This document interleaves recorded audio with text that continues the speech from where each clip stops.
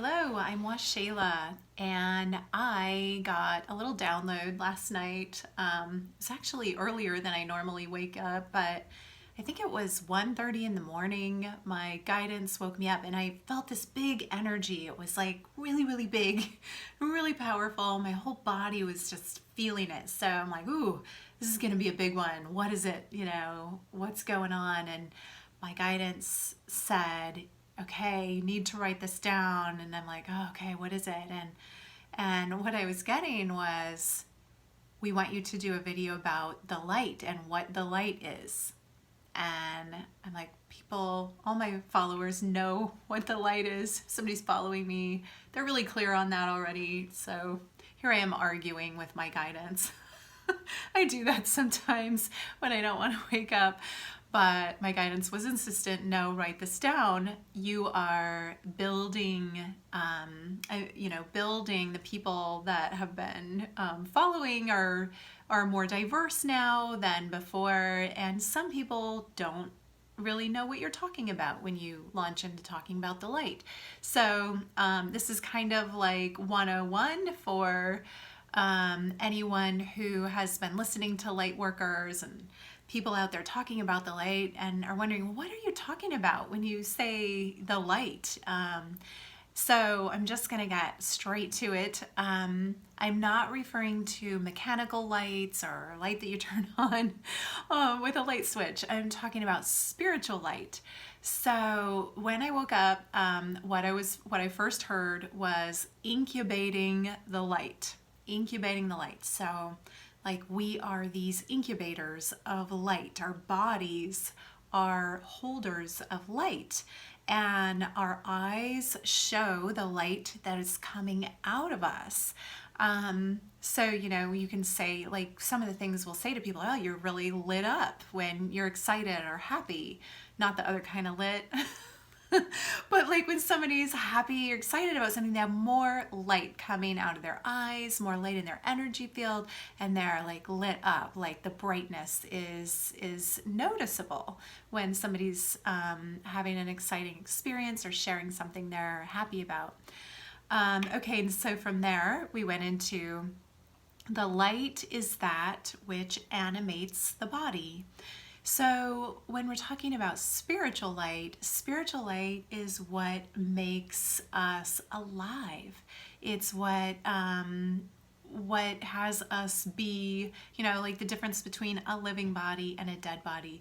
The spiritual light is in that person. That is the animated body. The spirit is in the body. So in that case, you could kind of look at light as the spirit. Not exactly the soul, but I'm not going to get into distinctions, but it's what animates the body, what makes the body alive. And if a person has more light and a lot more light, they are really bright, and we describe people as, oh, she's so bright, or he's so, enlightened. And ascension essentially is raising the amount of light that you have in your body and your energy field. So you'll hear me talk about ascension training a lot because that's what my business is.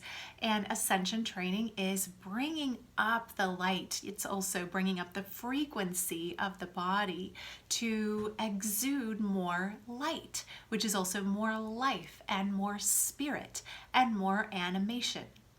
So the next one is the light is what makes us unique and filled with life. So what makes us unique, we each have our own way of being the light, of embodying the light, and of sharing the light.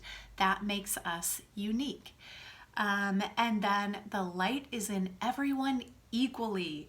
I love this one because you can look at somebody who's sort of like in a negative place in their life or exuding a lot of darkness or negativity, and you can look at that and say, well, is that person really as light as somebody over here who's like shining and bright?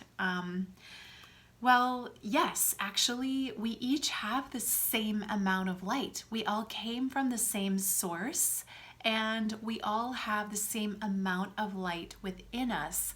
It's just a matter of how we are using that light, how we're utilizing it, how much we're channeling it, how much we're being it, how much we exude. So this is why you can meet someone who's in a really dark place and really negative and not being of the light in that moment, who can do a complete turnaround, change their life, change their perspective, change the way they're behaving, and suddenly they become very bright, very shiny, very full of light, because that light is in them. It's in them equally. It's just not turned on. So it's like the electrical current is there. They just haven't flipped the switch to show their light. So that's encouraging, right? Because just to know that even if you're in a dark place in your life, even if you don't think of yourself as a light worker or a being of light, that light is there. You just might not have turned it on to the extent that you're capable of or could be. And it's equally in everyone. We all have equal opportunity to be the light, to be of the light, to turn on our light, and to share the light. And finally, the light is the spark of God. I probably don't need to say anything else about that. Embodying the divine gives us the light. Embodying the divine is what has us be bright and be noticeably of the light. One thing I do want to address here is being light and being of the light and channeling light is not, that doesn't mean that you don't address your shadow work, because we all do have shadow work. We have, for lack of a better word, we have darkness within us. And when that comes up, it's really important to look at it, to be courageous in seeing it, in noticing it, and even excavating it so that we can integrate it.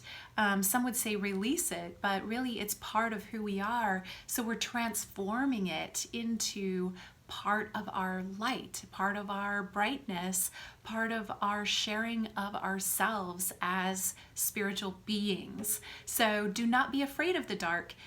Be courageous when your darkness or your shadow side comes up, because when the shadow comes up, we have such a powerful opportunity to transform that shadow part into light.